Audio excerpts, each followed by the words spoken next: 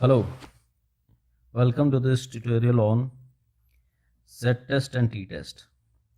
Here we will lay down some ground rules of how to approach a problem that is related to Z-test or T-test.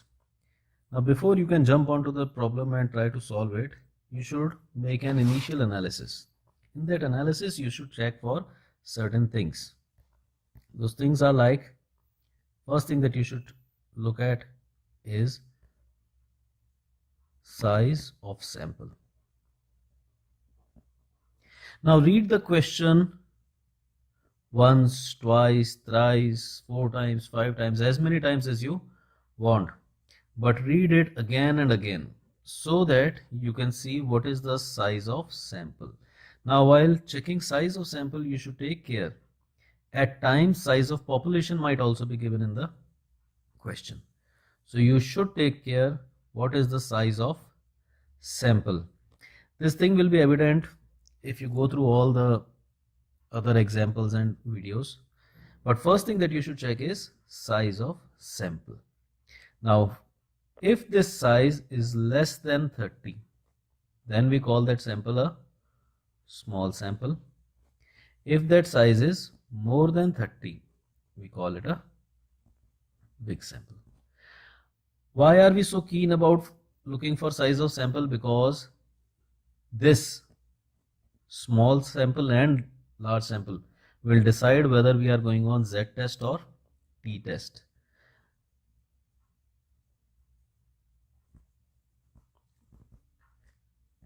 If your sample size happens to be small or large. What do I mean by large size? N is more than 30, small is N is less than 30. If your sample size is large, don't worry, go for Z-test.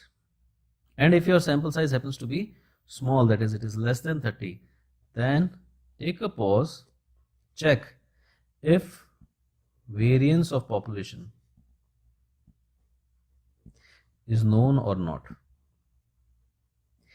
It may be known or it may be not known.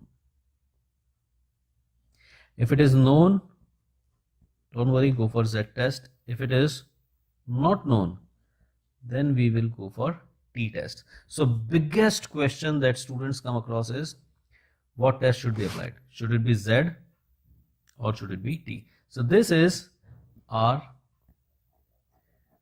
plan, that we will check the sample size and decide which test to go for. If sample size is large, we are going for Z. If it is small, I'll check for population variance. If it is known, I'll go for Z, else I'll go for T. This is first issue that you need to address before you could start a problem. Now we have decided sample size is small or large. We have decided whether we are going in Z-test or T-test. And then next issue is check what is the size of population.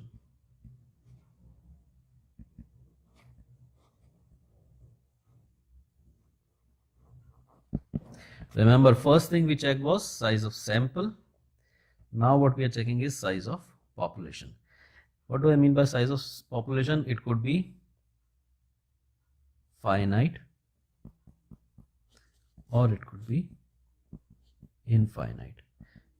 Now again, I'll suggest read the question 1 times, 2 times, 3 times, 4 times, as many times as you want, but confirm whether the size that you are looking for is size of population or size of sample. If it is size of sample, then we call it a finite population. If it is not mentioned anywhere in the question that population is of this size or 20 or 30 or 10,000 or 50,000, then size of population is taken as infinite.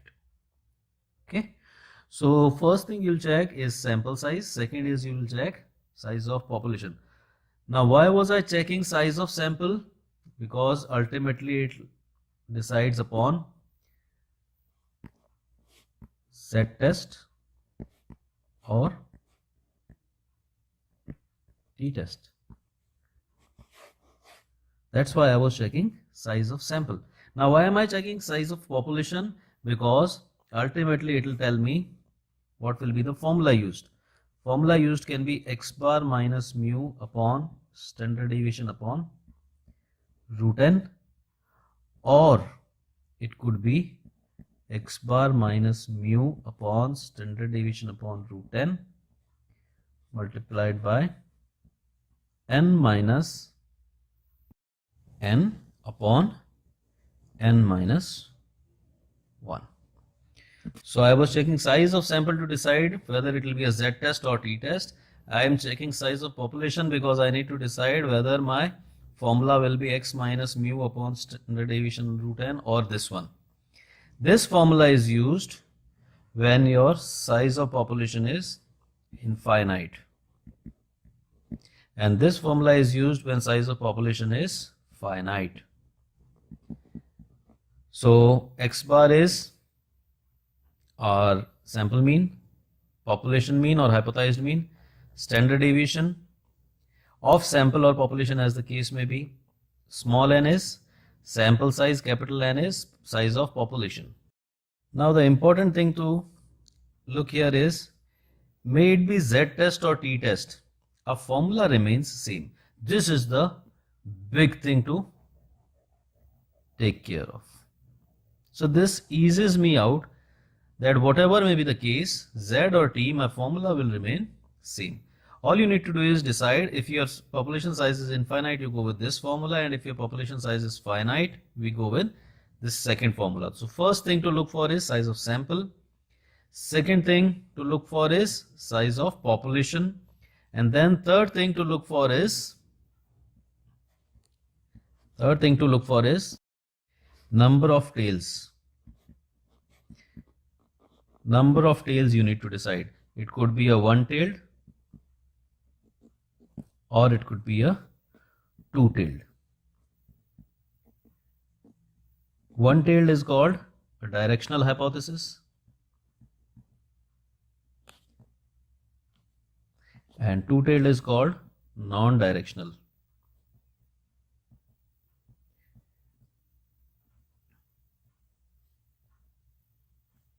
So next thing that we need to check is, before attempting the question, number of tails. Is it one-tailed or two-tailed? Now see, whatever we are doing, there is some objective. Size of sample told me Z or T. Size of population told me first formula or second formula. And number of tails will tell me how the level of significance will be used. Suppose it is given that alpha should be taken as 5%. 5% level of significance. So 5% level of significance for one-tailed will stay 5%. And for two-tailed, it actually becomes 2.5%, because the 5% is divided in two tails of it, half on either side. So 2.5 on one side, 2.5 on another side. So that makes it two-tailed. If you take alpha as 10%, so for one-tailed it will be 10%, while if your test happens to be two-tailed, you need to check what is your test. Is it one-tailed or two-tailed? If it is two-tailed, then one tail will carry 5%. Now the big question. This you can find out. Size of sample you can check from question. Size of population you can find from question. And number of tails, yes, you can even find number of tails from questions. How can we find number of tails from question? Read the question very carefully. Again, I am saying in all these points, I have again and again emphasized on reading the question very carefully, slowly. You need not solve it in one go. You should give it time. Take a pause, read it again, so that everything is clear, so that everything stands out of it and you do not miss anything. Now, number of tails. How do you find number of tails? Generally, when you are coming across a one-tail test, you will see language in question like has increased, or it could be decreased, has improved, or it could be deteriorated.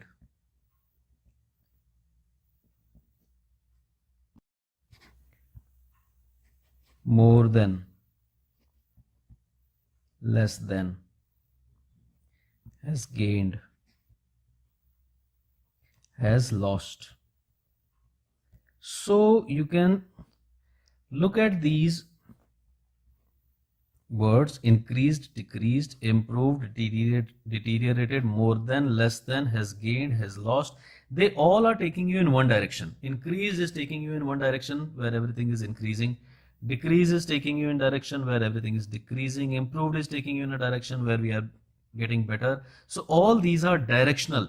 As we saw, one-tailed is a directional hypothesis because they move in one particular direction. And then what will we see in two-tailed test?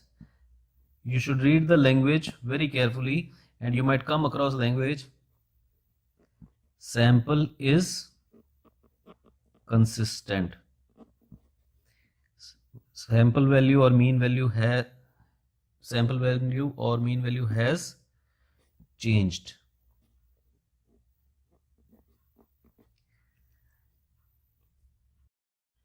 Or you could come across something like belong to the same population. So you should look for questions and see if you can come across any of these kind of languages. If you could identify any of these, our case is solved. We very well know that we have a one-tailed test or a two-tailed test. And how does that affect me, one-tail or two-tail? It affects me in level of significance. If it is a one-tailed 5%, we look for 5%. If it is a two-tailed 5%, we look for 2.5% actually, because it gets distributed. If it is a one-tailed 10%, we look for one-tailed 10%. If it is two-tailed 10%, then we actually do not look for 10%, rather we look only for 5%. This we need to take care. Now that we have learned these principles, let us see how they are applied in a question when we come across a situation or question. That is important question for this purpose. So here we have our question. Now, before I say anything, you concentrate on it and try to find out what all information is given. What all do I need to check? First is size of sample, second is size of population, and third is number of tails. Let me read this question and see what is the scenario. The mean of a certain production process is known to be 50 with a standard deviation of 2.5. Now, listen carefully. The mean of a certain production process is known to be 50 and standard deviation is 2.5. So they have not talked of any sample size. They are not talking what should be the sample size, what was the sample from which this was picked. They are simply saying mean of a certain production process is this. So probably this is the parameter coming from population. So what I'll do is I'll call it hypothesized mean or mean of population. What is this mu? Hypothesized mean, or also we call it mean of population. So mu, mean is 50 for my process. Very well. Second parameter that I have is standard deviation is 2.5. I'll put a P over here, a subscript P, indicating that it is for population. So this is what we have decoded up till now. Next, let us continue with this question. The production manager may welcome any change in mean value towards higher side, but would like to safeguard against the decreasing values of mean. Now what is happening? He would welcome any change in mean towards higher side, but would like to safeguard against decreasing values. So he is okay on one side, he would like to safeguard against another side. So it is very much evident what kind of test it is. What it is, a directional test, because he would like to move in one direction. It is not a non-directional. He is particular about a direction. He wants to increase it, and he would like to safeguard against decrease. So it is a one-tailed test. So we are through with our third step. Third thing that we needed to identify, that is, it is a one-tailed test. This line makes it clear that it is a one-tailed test. Higher, decreasing, these are directional words. So we are through with our third query, that it is a one-tailed test. Let us go ahead and check for remaining things. He takes a sample of 12 items that give a mean of 48.5. He takes a sample of 12 items. So my sample size becomes sample of 12 items. N is sample size. And this 2.5 is, this is standard deviation, with P indicating that standard deviation of population. N is 12 and mean of that sample is 48.5. So my mean of that sample is 48.5. What is X bar? It is mean of sample. So I'm through with all these values. What inference should the manager take for the production process on the basis of sample results?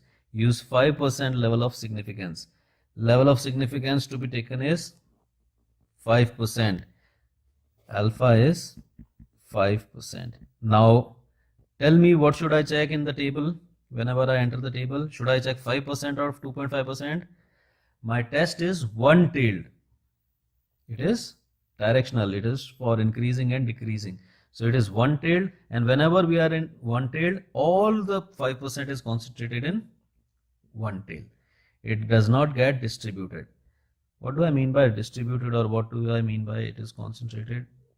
When I say it is a two-tailed test, then I'm saying that there are two tails, and there are two tails, and level of significance is 5%. So what happens? 2.5% comes here, and 2.5% will go on the other side.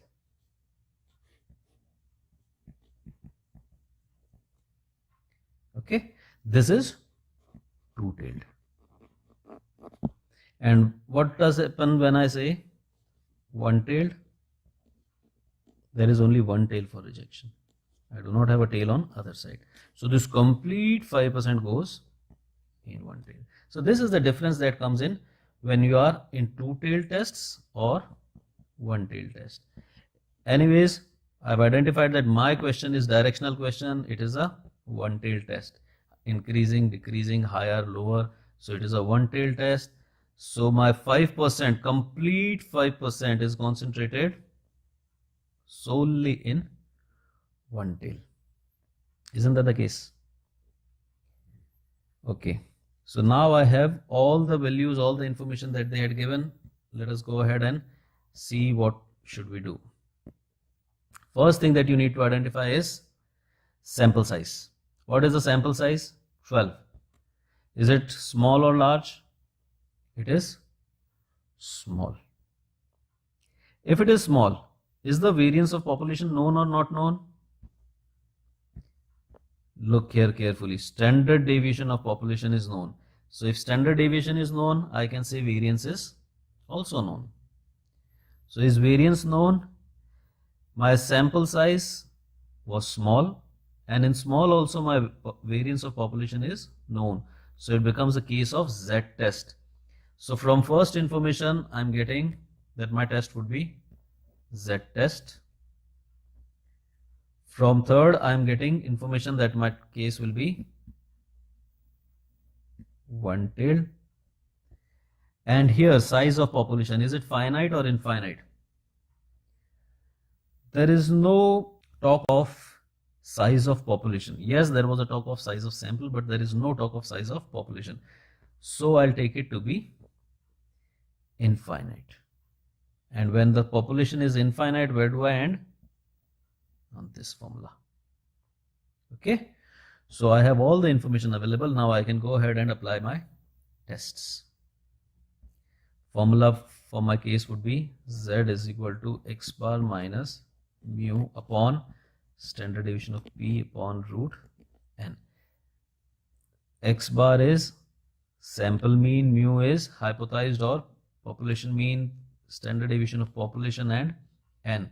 Yes, now take care about standard deviation of me or population or sample, as the case may be. At times, instead of standard deviation, they may give you variance. So you need to take care that I have to use standard deviation, not variance. If variance is given, take square root of it. Fine, because standard deviation and variance share a relationship of square. So please read the question very carefully. If variance is given, then take square root, and if standard deviation is given, as in this case, we can use it directly. What will be my z? X bar was 48.5 minus 50 upon standard deviation is 2.5 upon under root of 12. So it becomes 1.5 upon 2.5 divided by 3.46, which can be written as 1.5 multiplied by 3.46 upon 2.5. Now look here very carefully. This should have been minus 1.5, but I have taken it as 1.5. What is the reason for doing so? That in these tests we generally tend to ignore the negative sign, because negative is just telling me a direction. So this is my value of z, which comes as 5.19 upon 2.5, which comes as 2.0784. So this is my z practical. And what about z theoretical? Z theoretical, we have to check for one-tailed 5%. My test is one-tailed and level of significance is 5%. So this was a section that we have already done. We'll use some other ink. We'll use a green ink and we'll make a partition over here. This is our calculation, and now we are moving on to calculation of Z theoretical. Okay, now how our Z theoretical would look is like this. So it will be this side. Our mean is given as 50 in the question. Population mean always goes in the middle of this, in the center. And then sample mean is 48.5. Here we see sample mean is given as 48.5. It is 48.5. Now the manager will welcome higher values, but he wants to safeguard against decreasing values. Safeguard against decreasing values. So he will not accept it. He does not want the values to be on lower side. So when your mean is 50, he is giving you a grace up to 48.5, up to a level of 48.5. But if you fall beyond that level, he will reject your hypothesis. He will reject your hypothesis that your mean is 50. He will declare that your mean has actually gone lower. So up to 48.5, he is accepting everything. But if you fall below that, he will reject you. So this is my rejection region. And the level of significance is 5%. So this will be 5%. And now we very well know that if this is 5%, this has to be 45%. Why? Because by now we should be knowing that this half is 50% and this half is 50%. Right now we are not interested in this half so much, so we'll talk of this left hand side half. This complete is 50% and this is 5%. So my area would be, this area is 45%. 45%, or I can also write it as 0.45. So after all this discussion, Z practical I had found out to be 2.0784. Now I am going ahead and finding out value of Z theoretical.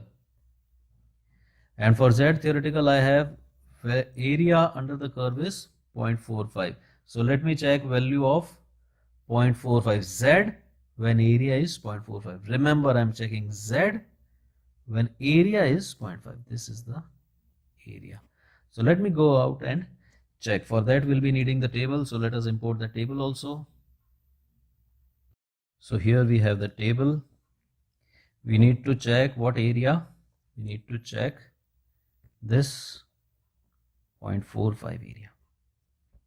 0.45 area. Remember, this is the area and these are Z values. So I need to check out 0.45 area. Where is 0.45 area? Let me check. 0.45 area is here. If you look them carefully, 0.45 will be somewhat over here.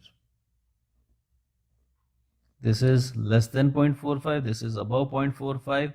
So I'll take something in between them. What is value of this? 0.4495. It is 1.64. 1.64. What is value of this? It is 1.65. It is 1.65. So I'll take average of this. Why am I taking average of this? Because I need 0.45. This is less than 0.45. This is more than 0.45. So I'll take average of these two. And average of these two comes as 1.645. So this is value of Z. What is value of Z? Value of Z is, Z theoretical rather. Value of Z theoretical is 1.645. So here we have our Z practical and here we have our Z theoretical. What will be your analysis? As Z practical is more than Z theoretical, therefore null hypothesis is rejected and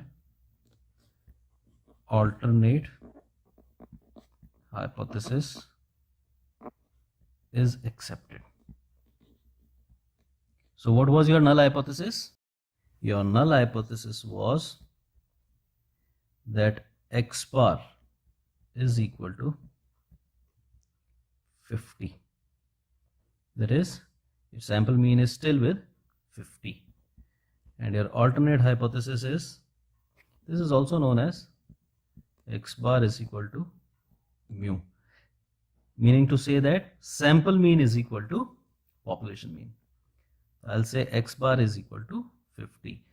But because this was a one-tailed test, we were trying to safeguard ourselves against falling values. So my alternate hypothesis would be X bar has fallen below 50. Now your analysis suggests that null hypothesis is rejected. So this is rejected. And you are saying that alternate hypothesis is accepted. Alternate hypothesis is accepted, meaning I'm accepting this. I'm accepting that X bar is less than 50. So you will say that therefore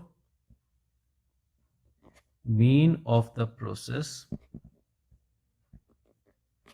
has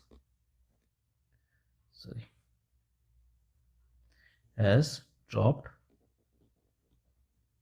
significantly.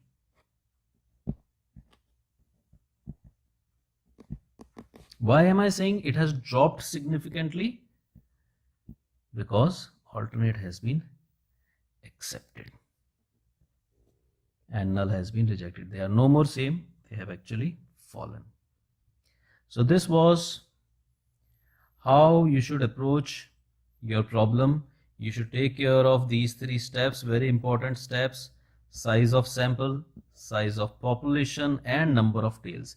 Once you know these, you can very easily solve these questions. We'll continue with more questions on this Z tests and T tests. Until then, bye bye. Thanks for watching.